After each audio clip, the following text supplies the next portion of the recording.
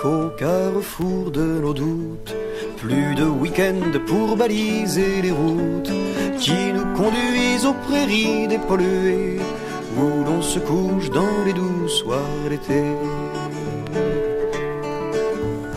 On a beau fouiller les quatre horizons, rien n'est plus poétique que l'autogestion.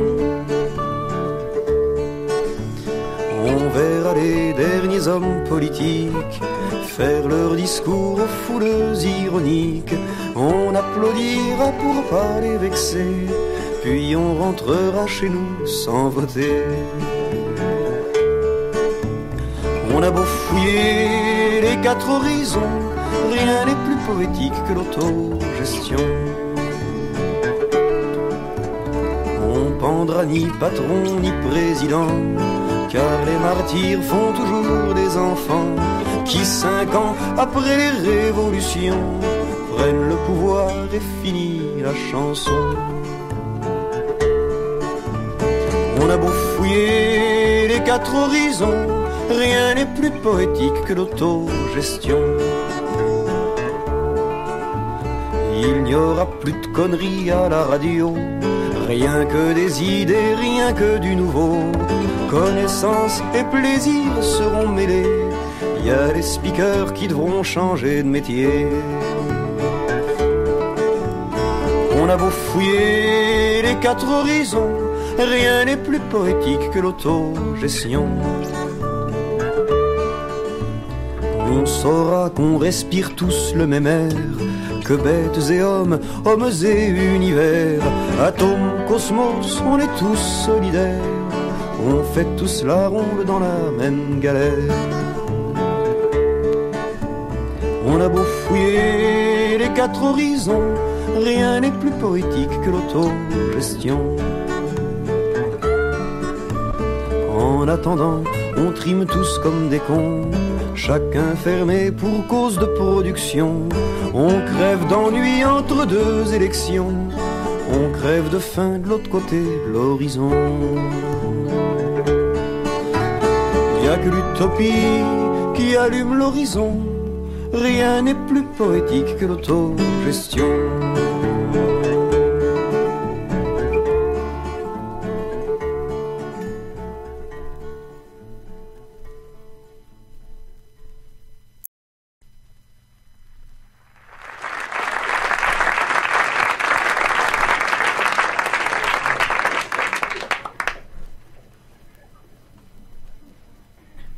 Maintenant que je ne suis plus ministre de l'Agriculture, paysannes, paysans, je vous dis merde!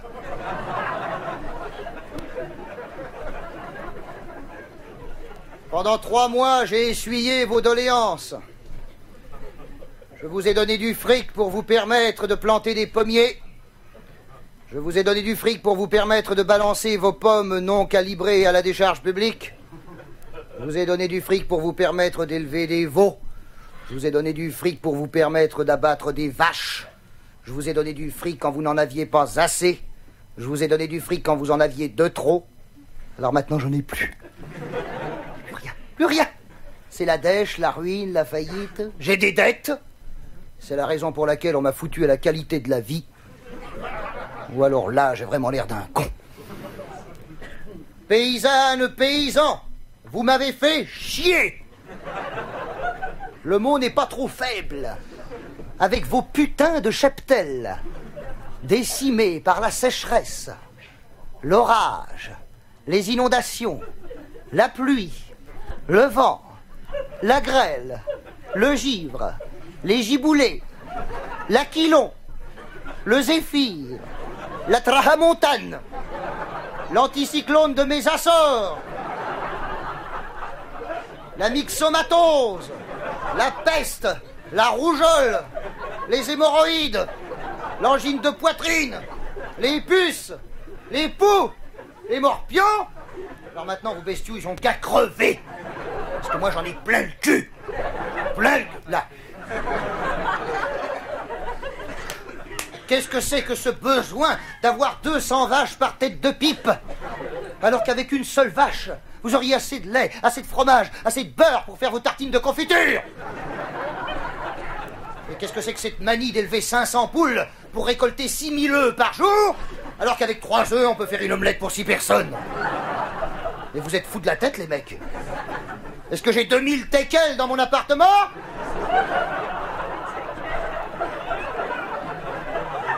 Chier, merde! Ah oui, oh, on a voulu jouer les exploitants agricoles, les gentlemen farmers, les gens gabins, avec des moissonneuses, batteuses, scieuses, tronçonneuses, chieuses, déyoufeuses, dégueuleuses. On a emprunté au crédit agricole pour se faire enculer par le même crédit agricole. Et vas-y que je te retourne la terre pour planter 3 quintaux de blé au centimètre carré, avec une tonne d'insecticides par épi de blé. C'est plus des tartines qu'on bouffe au petit déjeuner, c'est de l'aspirine effervescente. N'arrêtez pas de vous plaindre. Toute l'année en train de vous plaindre. On se lève à 4 heures du matin, on se couche à minuit, on n'a plus le temps de dormir, on n'a jamais de vacances. Restez couchés!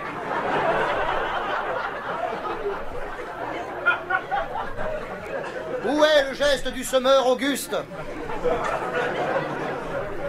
Élargissant son bras jusqu'aux étoiles, au moment crépusculaire, assis sous un portail, bordel à queue. Écoutez-moi, si j'étais à votre place, hein, j'aurais une bique, 2 poules, un coquenin et Pénardos. Tout ça dans mon petit enclos à moi. Et si la coopérative agricole veut m'acheter quelque chose, caquette! Oui, je sais, vous allez me dire, oh oui, mais alors, dans ce cas-là, les citadins, ils vont crever de faim? Et alors, qu'est-ce que ça veut vous foutre? Je répondrai premièrement que les citadins mangeront un peu moins parce qu'on bouffe trop, hein. Regardez, moi, j'ai des shorts de slip tous les jours. Et s'ils ont l'impression de crever de faim, ils ont qu'à faire comme moi. Une bique, 2 poules, un coquenin avec un petit escabeau, et Pénardos. Oui, je sais, vous allez me dire, oui, mais alors, avec un raisonnement comme ça, ben, il n'y aura plus de ville. Et alors, ça vous manque la ville, vous y allez jamais. Quand par hasard, vous venez une fois par an pour venir nous faire chier dans les embouteillages pendant le salon de l'auto, alors vous êtes unanime à dire la même chose. Ah, ben t'as vu en ville, hein, ils vivent tous comme des cons, hein. Ah, ben nom de Dieu, hein. Oh, ben alors, ils sont toujours pressés, hein. Et puis la ville, ça pue, hein. Ah, ben qu'est-ce que ça pue, hein. Ah, ben ça pue, hein. Ah, ben ça pue, hein. Oui, on sait que ça pue, merde. Même de temps vous venez, ça pue 2 fois plus. On sait que ça pue, tout pue maintenant. La ville pue les gaz d'échappement, la campagne pue, l'insecticide, tout pue, voilà. Comme disait Mao Tse-tung, tout pue, voilà. Tout pue. Comme la ville serait agréable s'il n'y avait plus de citadins, comme la campagne serait agréable s'il n'y avait plus de petzoï, comme la France serait jolie s'il n'y avait plus d'un côté les citadins et de l'autre côté les pecnos. Toujours en train de se plaindre, que ce soit la ville ou à la campagne, on entend toujours le même refrain. Les jeunes ne veulent plus travailler la terre, hein. Vous savez, Boucher, les jeunes ne veulent plus travailler la terre. Mais c'est pas qu'ils veulent plus travailler la terre, les jeunes. Les jeunes, c'est qu'ils veulent plus travailler. Ah, c'est tout. Ils n'ont pas envie de vous ressembler.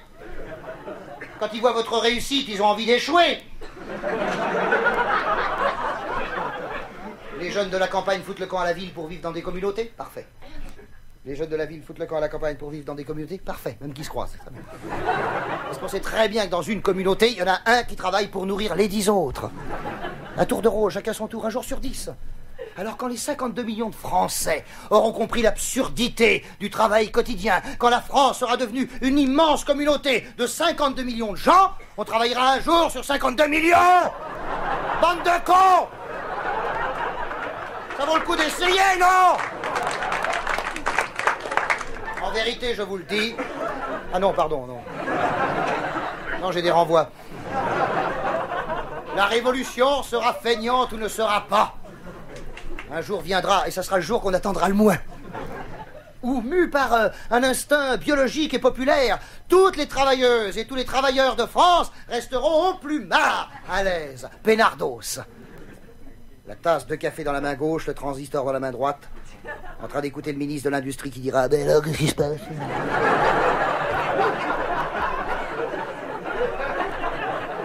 Il y a un mouvement. Et le plan barre, là, et montant de tous les plumards de l'Hexagone, une seule voix lui répondra, le seul cri qui soit vraiment révolutionnaire, alors les croissants, ça vient, c'est la lune.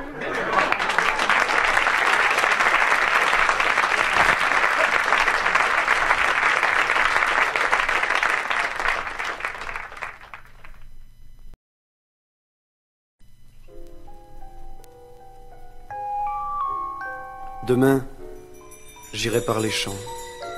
Demain, j'irai là où l'on ne se bat pas, là où l'on ne se hait pas, là où l'on ne meurt pas, là où l'on se tend les bras. Demain, mais qu'ai-je fait pour aujourd'hui? J'ai largué les amarres, j'ai largué les amours, et me voilà seul, nu, devant la vie ouverte, tout chargé de réminiscences.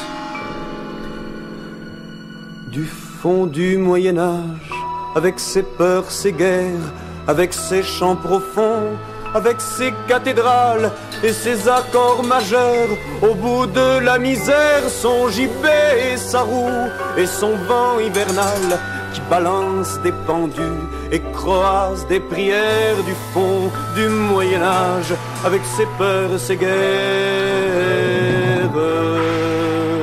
Je t'aime.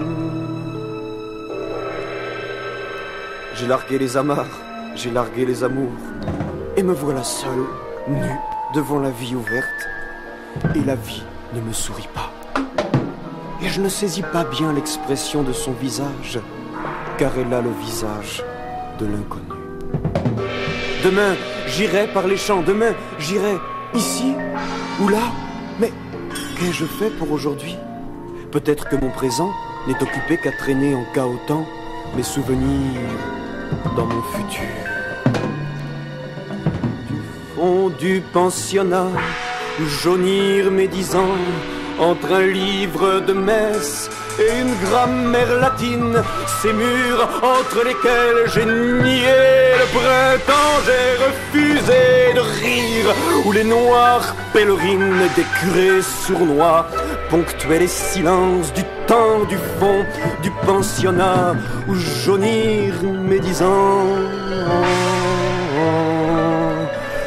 Je t'aime. Tiens, voilà le temps qui passe. Je l'invite à dîner et nous écoutons un peu de musique. Je lui passe du Bartok au temps qui passe. Nous écoutons la tête entre les mains, à fond la stéréo. Nous décollons à 4h23 sur le tapis volant des violons, avec les percussions, bang bang, avec les dièses et les bémols qui s'entortillent au coup du désespoir, avec les percussions, bang bang, comme les chars soviétiques à Budapest. Du fond de nos révoltes, muselés dans le sang par la trouille qui monte et les chefs qui s'installent et puis qui rebâtissent sur les palais d'avant, les palais où ils règnent, emmurés dans leurs salles, d'où sortiront les lois, d'où naissent nos tourments, du fond de nos révoltes, muselés dans le sang.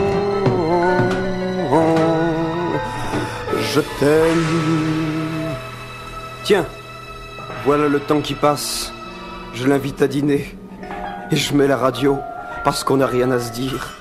Ah là là, c'est pas Bartok qui passe à la radio, c'est toujours les mêmes connards.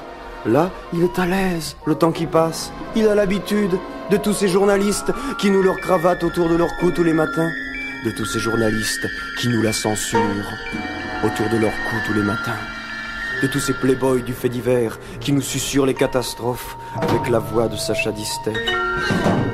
J'ai largué les amarres, j'ai largué les amours, et j'invente le vent. Mais dites voir, vous n'avez pas vu mes voiles? Hé, vous n'avez pas vu mes voiles?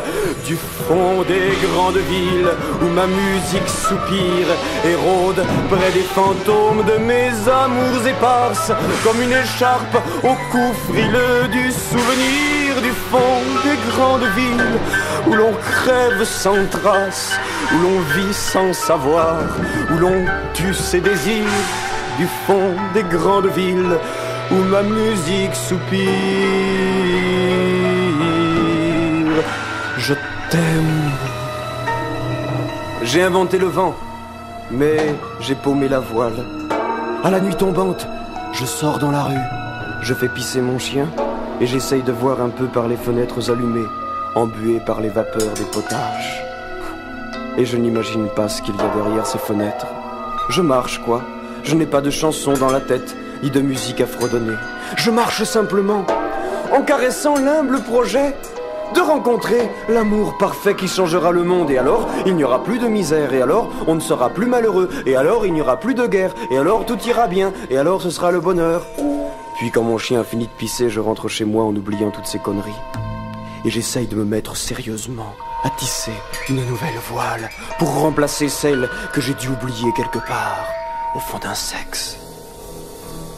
Du fond de ces bistrots où claquent les flippers, où s'oublie le mariage pour le temps d'un ricard, où le chômage s'emmerde au bord de la misère en attendant la retraite, où sonne le tiroir de la caisse, où s'entassent les impôts indirects. Du fond de ces bistrots où claquent les flippers, je t'aime. Parfois, du fond d'un sexe, on dit « je t'aime » à quelqu'un. Alors forcément, l'autre est jaloux. Il voudrait que l'on soit dans son propre sexe, cellulaire à souhait, parce que c'est la coutume d'être cellulaire quand on est un sexe. Alors, il se fait une jonction, et l'on sort du sexe précédent pour rentrer dans un autre qui est semblable à l'ancien, qui sera lui-même semblable au prochain. De temps en temps, on sort la tête.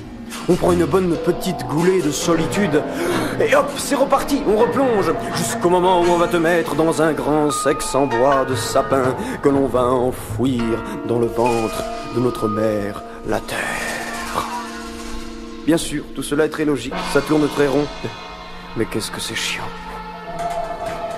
Du fond des lits d'amour où se font les divorces, mais où se font aussi les voyages les plus beaux, les chants les plus discrets, où se déploient nos forces pour couvrir de plaisir nos misères d'animaux, quand la joie d'exister scintille dans nos torses. Du fond des lits d'amour où se font les divorces, je t'aime. Du fond des amitiés qui s'étiolent dans le temps, quand passe devant leur nez le mirage d'un salaire, d'un ménage à monter. Excuse-moi, j'ai pas le temps, on verra pour dimanche. Si je n'ai rien à faire, on se téléphone. Oui, non, adieu et bon vent. Du fond des amitiés qui s'étiolent dans le temps, je t'aime. Dites voir, pendant que je vous tiens, si on ne pensait plus qu'à changer nos manières de se connaître, de se toucher, de se faire vibrer. Si ça devenait notre unique but conscient, ce serait pas mal, non? En tout cas, ce serait toujours plus bandant que de chercher les amendements au programme commun. Exemple d'idée. La meilleure façon de supprimer le divorce, c'est de supprimer le mariage. Exemple de proposition. J'ai envie que cette nuit, nous buvions à nos sources mutuelles. J'ai envie que nous confluions. Je ne sais pas encore si je t'aime, non. Mais j'aime l'amour. Je suis sans prétention. J'ai inventé le vent, mais j'ai paumé la voile. Et mon mât lunatique se tend vers ta lune. Bien sûr, si vous commencez par dire ça à quelqu'un comme, je ne sais pas moi, Poniatowski par exemple, vous risquez d'essuyer un refus bien mérité, car vous manquez complètement de discernement et votre optimisme, bien que sympathique, risque de nuire à la révolution. Aussi, vous reculez d'une case et vous achetez une paire de lunettes. Et surtout, bonne chance pour la prochaine fois. Du fond de ce sourire qui s'accroche à mon cœur, ce sourire du hasard qui étouffe mes peurs, quand la salle se vide, après la dernière danse, après les derniers cris, les dernières clameurs, quand je range ma voix dans le cercueil du silence, du fond de ce sourire qui s'accroche à mon cœur, je t'aime.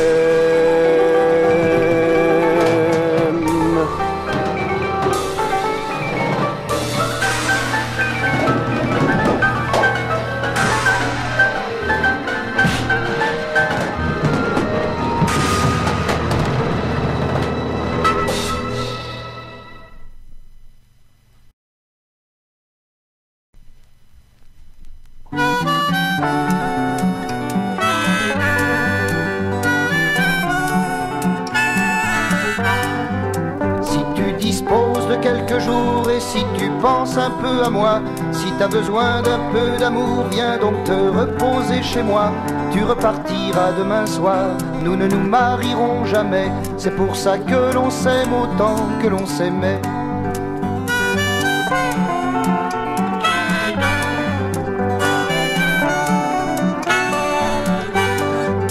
On s'est connus il y a bien longtemps, tu ne m'as jamais tenu le bras. Tu t'en allais comme un coup de vent pour t'endormir sous d'autres draps. J'avais pas le temps de pleurer, que tu revenais me faire rire. Pour goûter la joie du retour, il faut partir.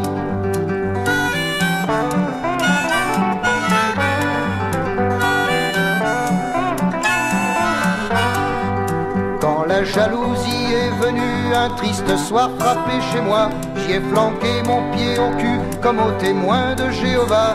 Vis-à-vis de tes amoureux, j'ai pas souvent serré les poings. Ils t'ont rendu encore plus belle et c'est très bien.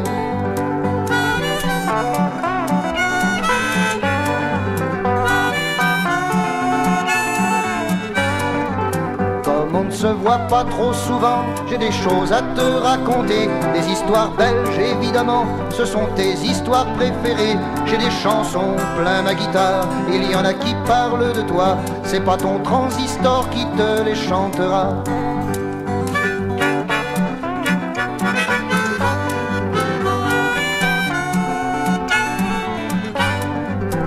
Quand tu reverras tes seins nus, donne-leur le bonjour de ma part. La dernière fois que je les ai vus, c'était à l'hôtel de la gare. Ce soir je pense à tes épaules, à ton ventre, à ton joli cul. Je bande comme la première fois que je t'ai vu.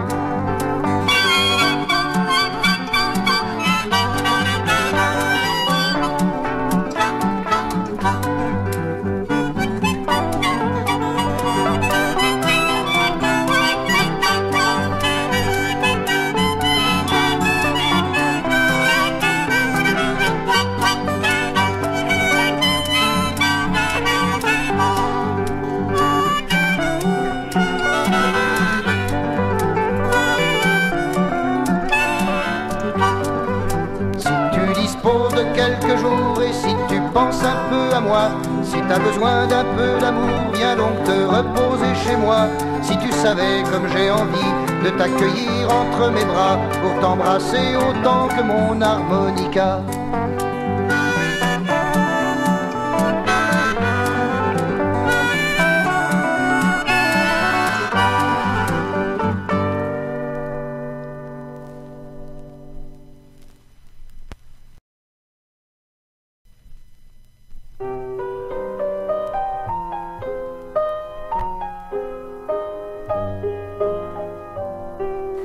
Je n'avais pas 16 ans et j'avais 10 000 ans, 10 000 ans d'aventures, de guerre et de silence. Je n'avais pas 16 ans et je portais le vent de l'histoire dans mon cœur mort à l'enfance. Et l'enfance était là dans les yeux de la fille, dans l'amour exigeant, dans le regard avide, dans les mots pour lui dire que je l'aime, dans les trilles maladroites d'une guitare exaltée et timide.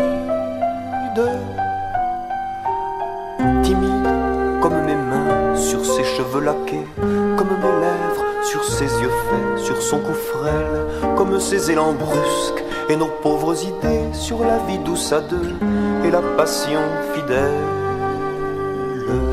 C'était des rendez-vous toujours aux 100 000 diables. Je traversais Paris pour un baiser unique, que nous volions autant comptés et redoutables que possèdent les grandes personnes tyranniques.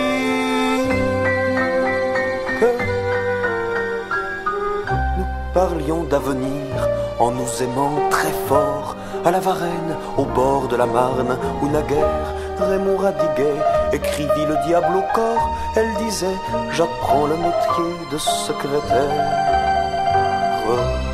Tu seras poète, je rangerai tes papiers, peut-être aussi feras-tu professeur de lettres.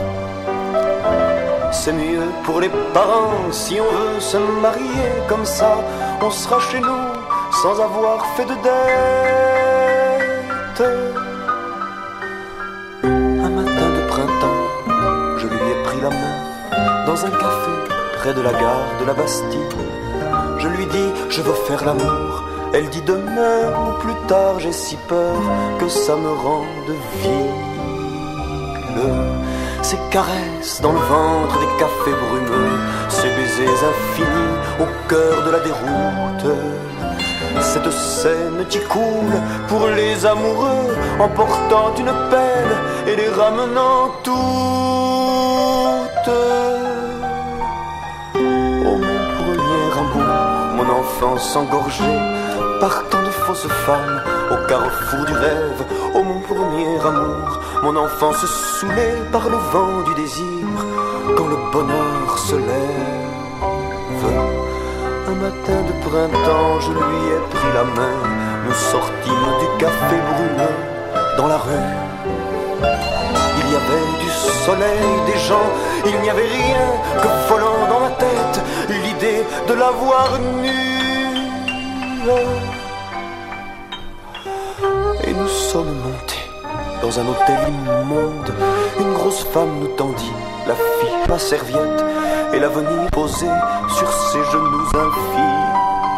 On fait l'amour comme des enfants sages, projetés dans l'enfer, où tout devient, où tout ce que l'on rêve sort enfin du mirage, et qu'on ose toucher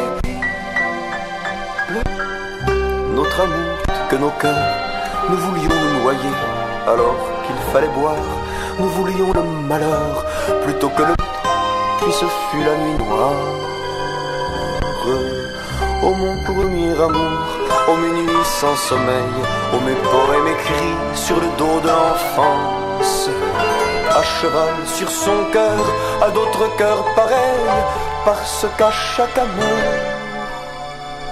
le premier recommence.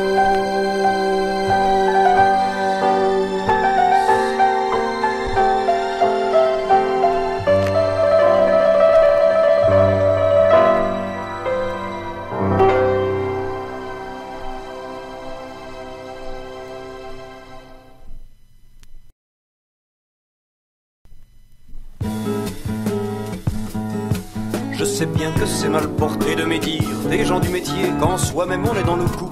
Tu passes pour aigri, c'est pas bien, mais moi comme je fais partie de rien, j'ouvre ma gueule dans le vent. Je dis ce que je pense en passant, la politesse, je m'en fous. À l'Olympia, Michel Sardou, pour la peine capitale chante. C'est un petit mec qui fait des sous en débitant de l'épouvante. Mais quand ça passe à la télé, le samedi soir à 20h30, sous prétexte de liberté, de démocratie émouvante, si on a le droit de tout faire, pourquoi personne chante le contraire? Serait-ce qu'il n'y a pas encore de chanteurs contre la peine de mort? Il y a ceux qui ne parlent de rien, qui emmerdent, qui perce les oreilles. Petite fille, prends un coca et assieds-toi, marie-toi et vis comme une conne. La variété, ça t'apprend ça. Plus tu en veux, plus ça t'en donne. La radio, à longueur de disque, nous enfonce dans les oreilles tous les sous-produits du fascisme. Et en plus, ça fait de l'oseille, ça fait les trous dans ta jeunesse, avec l'acide des chromos. Tu mets Johnny dans tes caresses et tu baises avec ta moto le tube. Tu vas rentrer dedans, une fois qu'il y est, tu te laisses aller, c'est parti, basta. Et bon vent, t'es citoyen, tu peux voter. Et si tu sais en quelle année Clo-Clo a découvert que tu vas gagner le concours, même si tu perds, tu as gagné, t'as des souvenirs à raconter. Je vais tâcher de m'expliquer, on va parler un peu ici de quand les nazis avaient changé le nom de la démocratie. En 40, il y avait des chanteurs qui parlaient des petites fleurs. Après, on les traita de salauds pour avoir distrait les ballots. C'est vrai que quand on tait l'horreur, on la cautionne en faisant son beurre. En conséquence, nos trous verts, ils rentraient dans le jeu d'Hitler. Le jeu des camps de la misère, de la torture et de l'enfer. Pour moi qui n'ai pas de frontières, qui suis français par accident, qui suis du monde par sentiment, et qui ai si peur de l'enfer quand je vois tous ces petits cons qui parlent de rien. ces minets du show business qui s'engraissent sur la détresse sexuelle et la vie sans talent et médiocre de leurs clients. Ces ruminants du joli cœur, ils participent à l'horreur de l'apartheid et du Chili et de l'Espagne et du Brésil, de toutes les prisons politiques et des ghettos de l'Amérique et des bagnes militaires de France, de la vie qui prend un courance entre les murs d'un HLM. Avec elle, je ne veux qu'elle, avec au bout de l'amour, la mort. Mais la variété bande encore. Je sais bien que c'est mal porté de médire des gens du métier quand soi-même on est dans le coup. Tu passes pour aigri, c'est pas bien, mais moi comme je fais partie de rien, je prends ma gueule en le vent. Je dis ce que je pense en passant la politesse. Je m'en fous.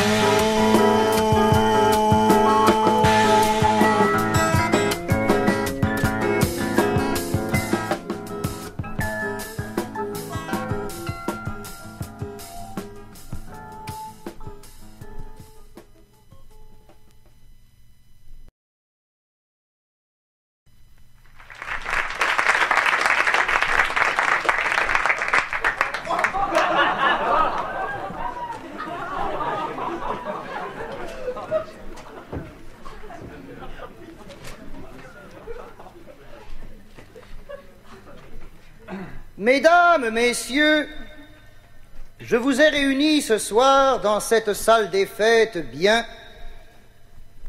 sympathique pour vous annoncer en tant que représentant de l'EDF une nouvelle qui va allumer sur vos visages un sourire de contentement puisque je ménage mes effets. L'État va faire construire une centrale nucléaire près de votre commune. Je suis, croyez-moi, sensible à l'approbation que vous manifestez par votre silence explosif. Mesdames, messieurs, aujourd'hui, ce que la France est en train de faire dans le domaine nucléaire, aucune bête ne l'aurait fait. C'est ici, près de votre commune, dans ce paysage que d'Agrippa d'Aubigné chante à temps, que nous allons installer une centrale dont la puissance, tenez-vous bien, est égale à 300 bombes atomiques, dont une seule pourrait anéantir Paris. Non, rassurez-vous, lorsque je parle de bombes atomiques, c'est beaucoup moins pour vous effrayer que pour vous faire apprécier l'importance que votre bled, que votre chef-lieu de canton va prendre aux yeux de l'histoire. En effet, qui connaissait Hiroshima en 1935 ?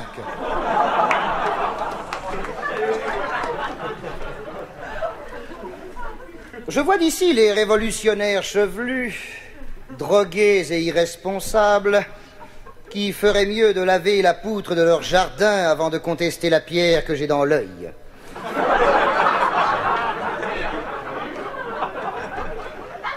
Et réciproquement.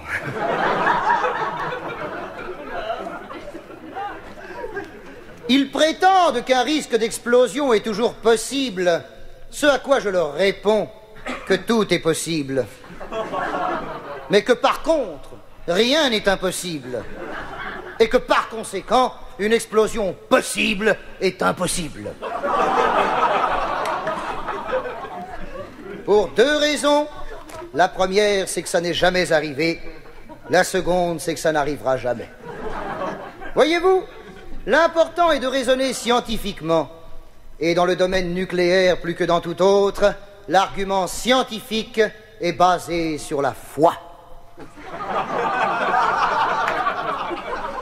La foi qui en est la substantifique moelle.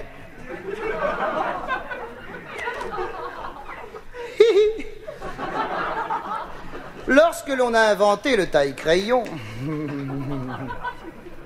il s'est trouvé d'aimables zozos, alarmistes pour dire ça ne vaut pas un bon couteau, ça va faire du bruit, ça va polluer, Et puis tout le monde s'est mis au taille-crayon.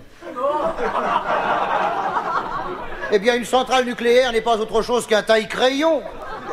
Plus sophistiqué, plus complexe, un petit peu plus cher. Mais s'il fallait écouter les gens qui contestent le nucléaire, on en serait toujours à tailler nos couteaux avec un crayon. Non. Voyez-vous, ceux qui ne croient pas à l'énergie nucléaire en 1976 sont ceux qui ne croyaient pas à la ligne Maginot en 1936.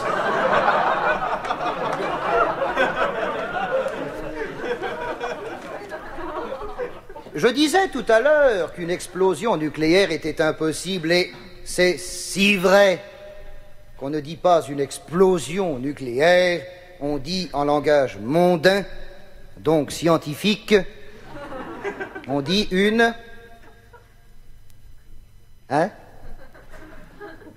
On dit une... Vous voulez pas savoir comment vous allez crever? Qui est-ce qui... Hein? Une excursion. Bien, un connaisseur. Sortez.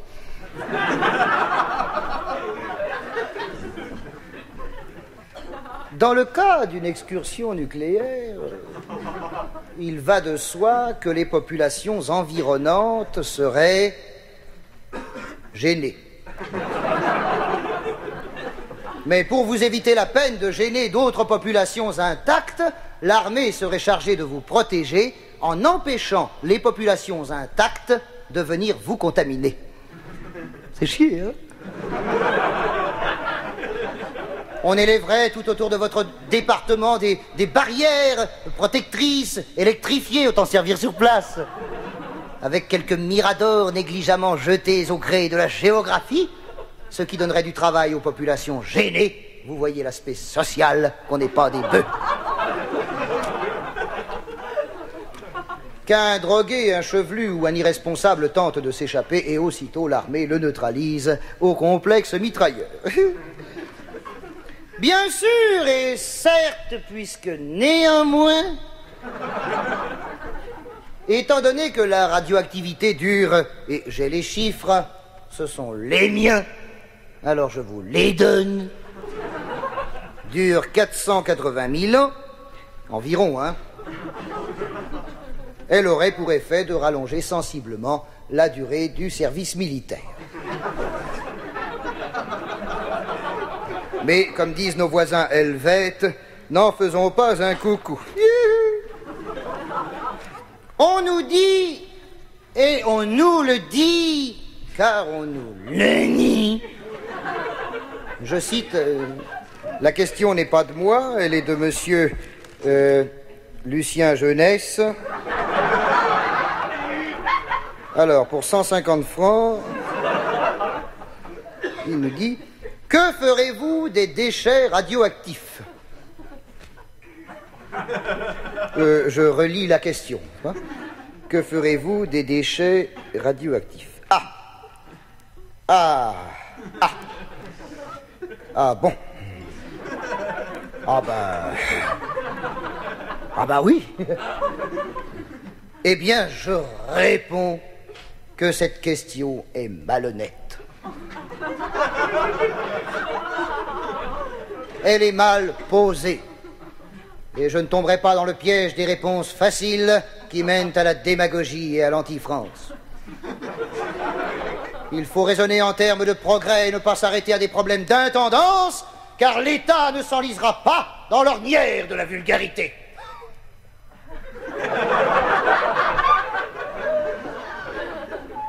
Je sens, mesdames et messieurs, planer dans cette assemblée comme une atmosphère d'inquiétude, et je ne voudrais pas qu'il en soit ainsi. Aussi vais-je aérer mon propos au moyen d'une petite histoire drôle. Pour ceux qui ne la connaissent pas, vous connaissez tous la fameuse histoire belge qui dit, attention, elle est très courte, « Bienheureux les simples d'esprit, ils verront Dieu une fois. »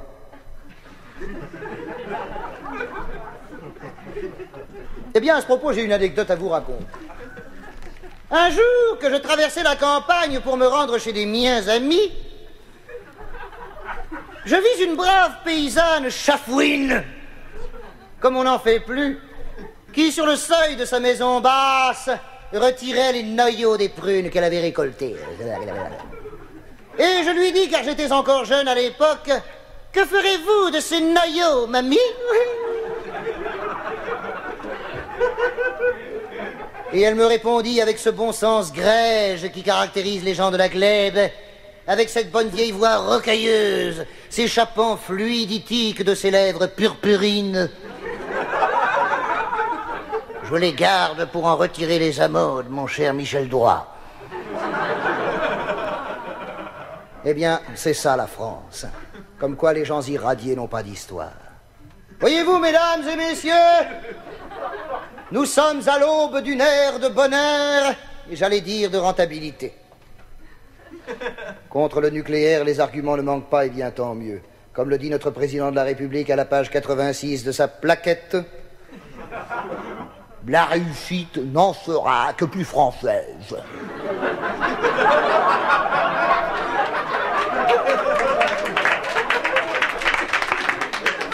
Croyez-vous que si nous étions menacés par l'apocalypse annoncé par les écologistes mal rasés,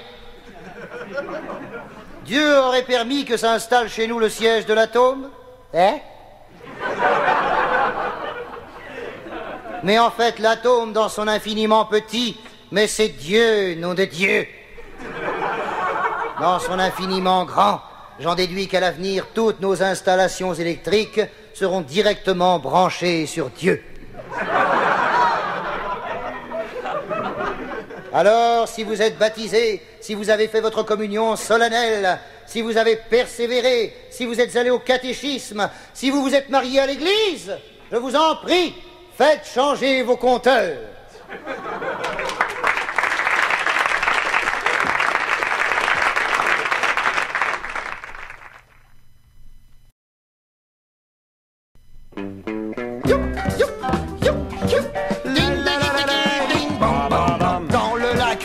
Chez moi, 200 tonnes de caca sont versées chaque matin par l'usine de parfum. Le parfum soir de gala, oui ma chère, c'est celui-là qui embaume tout Paris et qui pue la merde ici.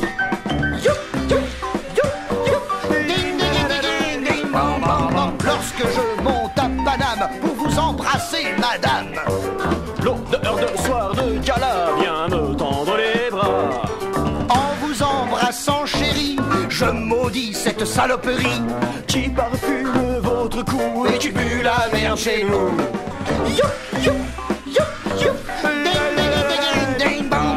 Pour sentir à peu près bon, vous tuez tous mes poissons qui, eux, n'applaudissent pas à vos soirs de gala.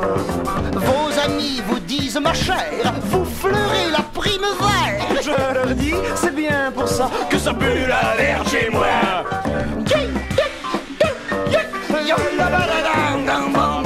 Au regard du tout Paris, je passe pour un abri qui ramène son caca chaque soir de gala.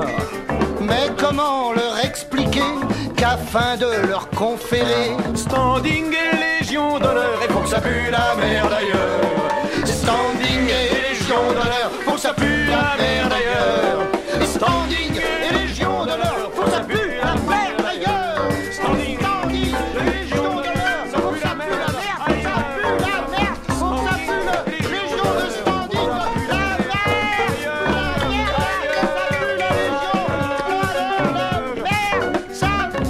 Vous avez dit la merde, comme c'est bizarre.